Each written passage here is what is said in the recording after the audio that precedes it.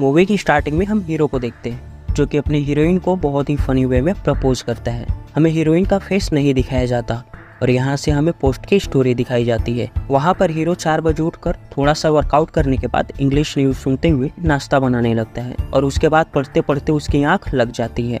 इसके बाद वह यूनिवर्सिटी में क्लास अटेंड करने के बाद जिम में एक्सरसाइज के लिए जाता है। यह उसकी डेली की रूटीन होती है। उसके लिए स्टडी ही सब कुछ है। वो अपना मूड रिफ्रेश करने का टाइम भी नहीं निकाल पाता है। हीरो अपनी क्लास अटेंड करने के बाद घर जा रहा था, तभी उसका दोस्त उसे ड्रिंक के लिए इनवाइट करता है क्योंकि फर्स्ट ईयर के स्टूडेंट के लिए एक बार में पार्टी अरेंज की गई थी। लेकिन हीरो मना करके कहता है कि मेरे पास टाइम नहीं है बिकॉज मुझे घर जाकर पढ़ना है। लेकिन उसका दोस्त कहता है कि तुम इतने अच्छे फैमिली से हो, तुम्हें पढ़ने की क्या ज़रूरत है। इस पर हीरो कहता है कि मुझे अपनी फैमिली को कुछ प्रूव करना है। उसका दोस्त कहता है कि तुम कितनी भी कोशिश कर लो लेकिन तुम हीरोइन को नहीं हरा सकते, वो हमेशा ही फर्स्ट रहेगी। तब हीरो कहता है कि हीरोइन एक्सचेंज स्टूडेंट के तौर पर बाहर चली गई है और अब मैं क्लास का टॉपर स्टूडेंट हूँ। तभी हीरोइन दौड़ते हुए आती है जिसे देखकर हीरो का मुंह बन जाता है। फिर हम क्लास का सीन देखते हैं जहाँ पर हीरो हीरोइन की तरफ देखते हुए मन ही मन कुछ कह रहा था। तभी इनको ग्रुप में मैसेज आता है जिसमें एक जूनियर गर्ल की पिक्चर थी जो कि आज पार्टी में आने वाली थी।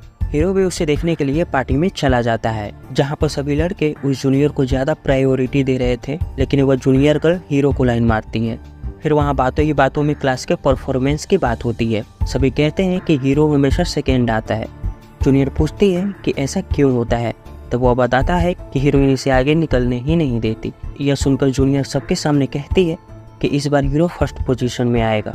यह सुनकर हीरो का सीना चौड़ा हो जाता है और वह बातों बातों में कह देता है कि हाँ बिल्कुल ही मैं फर्स्ट आऊँगा और अगर ऐसा ना हुआ तो मैं सभी के सामने टाइपिंग डांस करूँगा। हीरो जूनियर को इम्प्रेस करने के लिए ये सब कह देता है।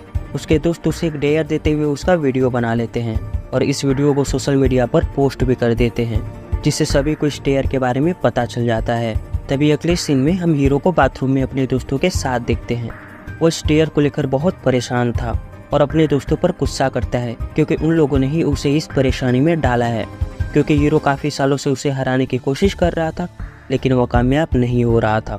तभी उसके दोस्त उसे एक आइडिया देते हैं और कहते हैं कि तुम हीरोइन पर लव अटैक करो, यानी उसे अपने प्यार में डालकर स्टडी से डिस्ट्रैक्ट करो और जब एग्ज़ाम करीब आ जाएगा तब तुम उससे ब्रेकअप कर लेना जिससे वो इमोशनली टूट जाएगी।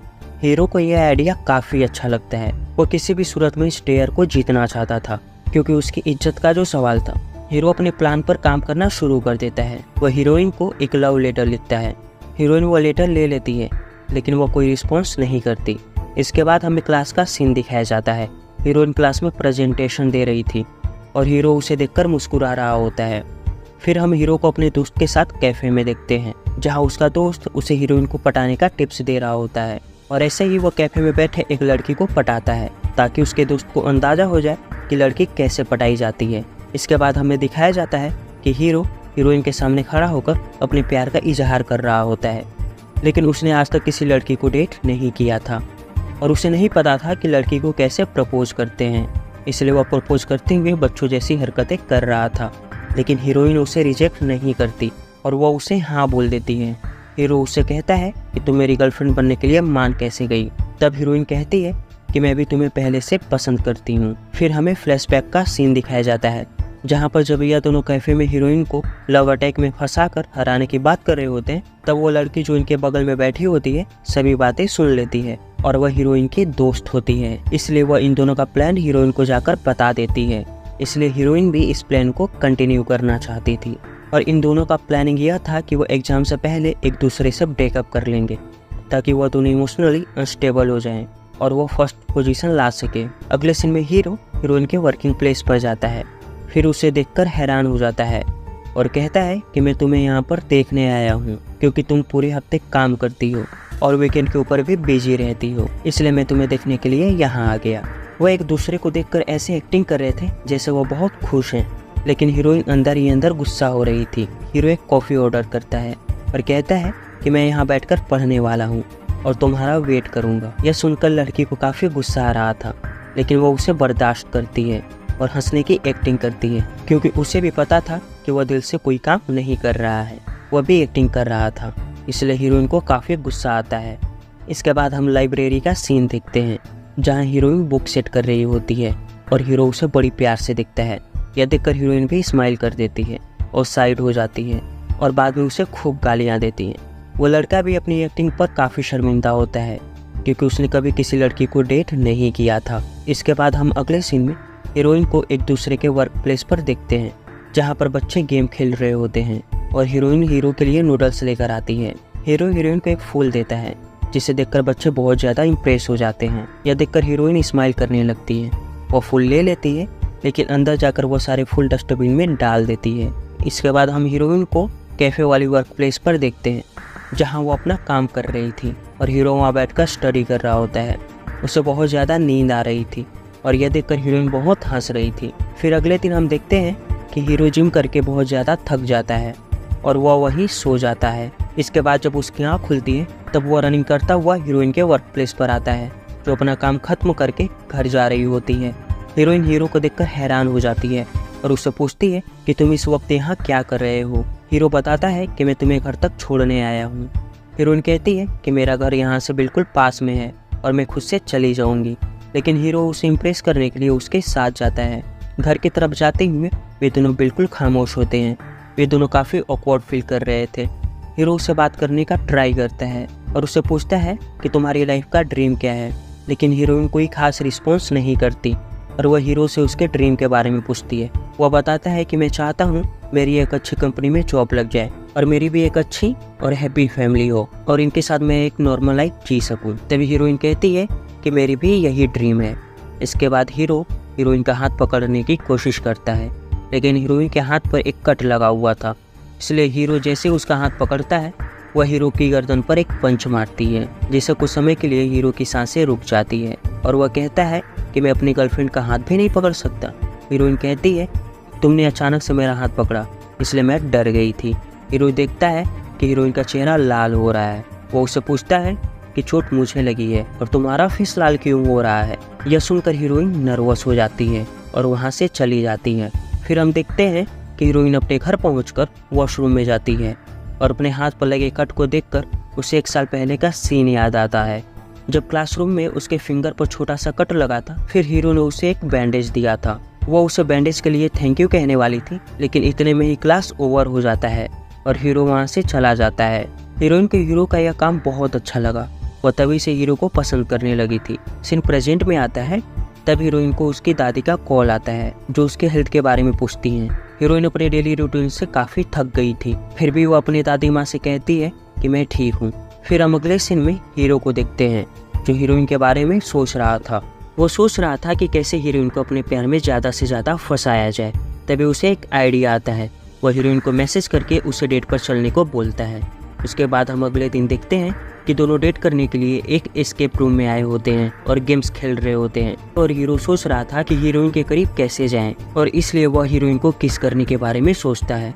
जब हीरोइन हिंट ढूंढने अंदर जाती है तब हीरो भी भीतर जाकर फौरन उसका दरवाजा बंद कर देता है और उसके गाल पर एक किस करता है। वो उसे लिप किस करने वाला होता है तभी हीरोइन उल्टा उसे लिप किस कर देती है और वह किस इतनी जोरदार होती है कि हीरो हैरान हो जाता है कि यह क्या हो रहा है। फिर हमें यहाँ पर लास्ट नाइट का सीन दिखाया जाता है जहाँ पर हीरोइन अपने दोस्त के साथ बैठकर डेट को लेकर डिस्कशन कर रही होती है।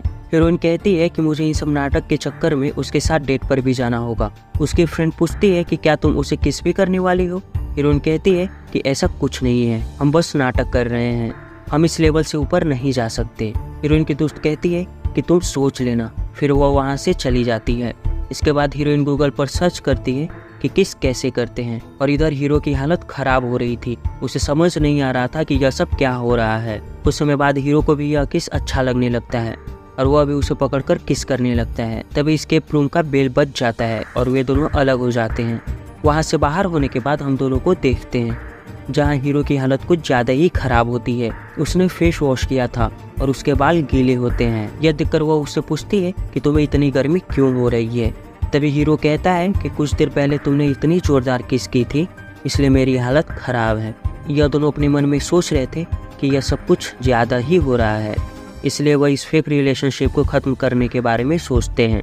वह एक दूसरे से यह बोलने ही वाले थे तभी हीरोइन को उसकी ग्रैंड माँ का कॉल आता है।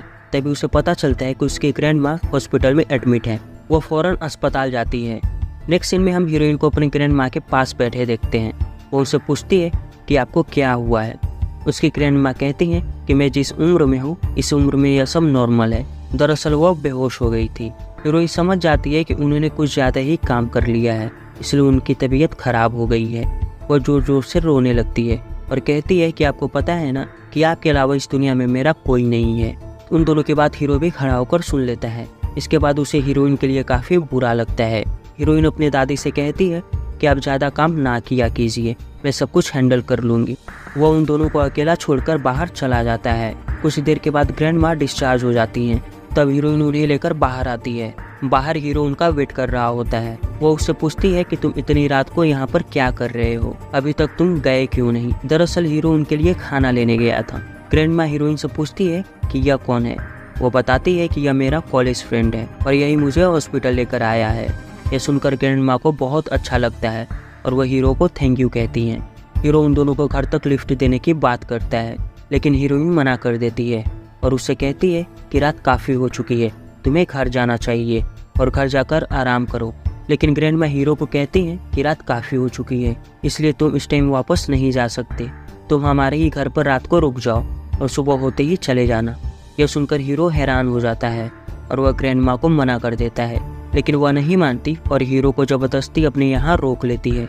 अगले सीन में हम हीरोइन को घर पर देखते हैं, जहाँ पर वह दादी माँ को सुलाने के बाद हीरो के पास आती है और उससे कहती है कि तुम मेरे रूम में आकर सो सकते हो। फिर वह उसके रूम में जाता है। उसका घर बहुत छोटा होता है। हीरोइन कहती है कि मेरा घर छोटा है, लेकिन तुम सोने की कोशिश करना। हीरो कहता है कि मुझे कोई दिक्कत नहीं है, मैं यहाँ पर सो सकता हूँ। हीरोइन जाने से पहले उसे थैंक यू कहती है और वह कहती है कि तुमने आज जो भी कुछ मेरे लिए किया वो बहुत मायने रखता है। वह यह कहकर चली जाती है। इसके बाद हीरो हीरोइन का रूम देखने लगता है, जिसमें हीरोइन के काफ़ी प्राइज रखे हुए थे। वहाँ पर हीरोइन और उसकी ग्रैंड माँ की पिक भी रखी हुई थी, जिसे देखकर हीरो काफ़ी खुश होता है। लेकिन जब वो अपने होश में आता है तो वह कहता है कि मैं यह सब क्यों कर रहा हूँ, और उसके बाद वह सोने चला जाता है। और आज की यह एपिसोड यहीं पर ख़त्म होता है। तो दोस्तों मिलते हैं हम आपसे अगले एपिसोड में।